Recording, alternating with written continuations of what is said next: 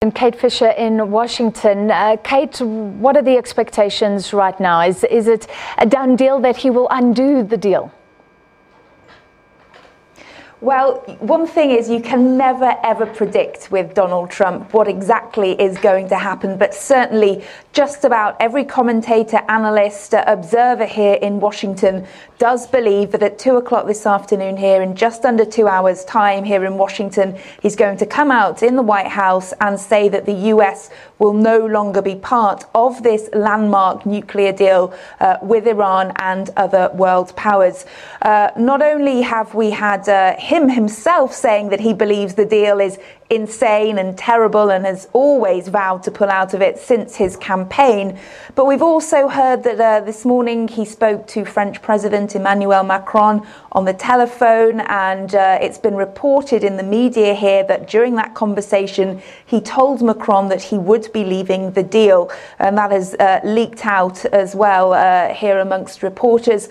Also, you've got to look at the people that had sort of persuaded him not to pull out of the deal earlier than this were his advisors, such as former Secretary of State Rex Tillerson and former National Security Advisor H.R. McMaster.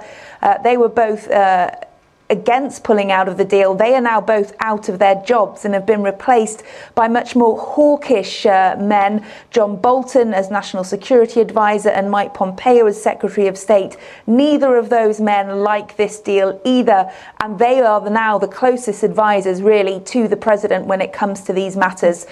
So I think most people considering that this is something of a done deal, and they are expecting Trump to announce that he's pulling out. And does the UK's Boris Johnson have Trump's ear? Well, he tried his best. He came to the US, to Washington, D.C. He arrived at the weekend and he has been meeting with administration officials. He had a meeting with Mike Pompeo, the Secretary of State, on Monday to try to persuade him and his advisors against leaving. He wasn't granted an audience with President Trump, so he did the next best thing.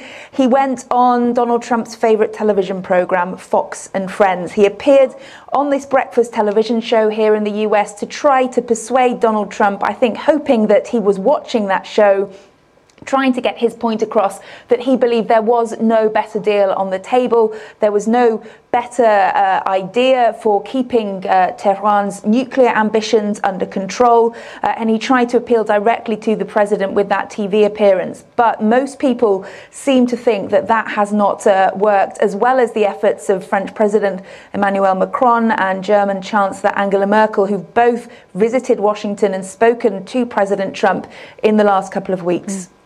Kate, outline the implications here. So if that deal is not renewed, Iran expected to up its nuclear activities once more. We have fallout here in South Africa already. The oil price is up. The rand is weaker against the dollar. What are the global ramifications of what's going on tonight? Yeah, well, they are huge, because essentially it means that all those businesses that have started to do business in Iran, because those sanctions had been waived, businesses in America, across Europe, Africa as well, will no longer be able to do it, because they will risk violating those sanctions that the US has reimposed on Iran, unless the US say, well, you know what, we won't sanction businesses from those countries who've already started to do business. That is perhaps a way of fudging it a bit for Donald Trump and not really annoying those European allies, an attempt to mollify them, if you like. That is a possibility that could happen. But really, they're expecting it to be terrible for businesses that have tried to start with Iran. Iran's economy will suffer, and that will have an effect, as you say, on the oil price.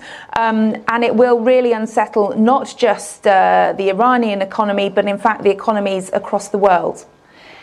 Also, what about the possibility of fueling more rebel groups, making that whole area more unstable, which was why the US went in the first place to try and broker a deal? That's right. There is concern that Iran will again start to enrich its plutonium, uranium, and start to once again try to make nuclear weapons, which of course is an unsettling aspect. And one of the things that Donald Trump was concerned about, that the Iran deal, he believed, didn't go far enough to punishing Iran for its meddling, if you like, for its malign activities in the rest of the region, in Yemen, in Syria. So there is big concern that they will continue to do that and will have a more free rein to do so if the US pulls out of this. Donald Trump is hoping that by pulling out, he can force the Iranians back to the negotiating table to try to negotiate a deal that is more in favour of what he wants and tougher on them. But that is something of a gamble, and certainly they are not suggesting that they are going to do that. All the noise from Iran, if you like, is that they will be very angry if Donald Trump pulls out, and that they will carry on getting on with what they want to do without the US's input. And it does mean that the US will have less chance to verify their behaviour. All right, thank you very much, Kate Fisher. So we're just hours away, about 8 o'clock South African time, that decision, the announcement expected from US President Donald Trump, with huge ramifications for the global economy, for stability in that area of the world, and also for our own petrol prices, for the rand. We'll watch that for you a little bit later.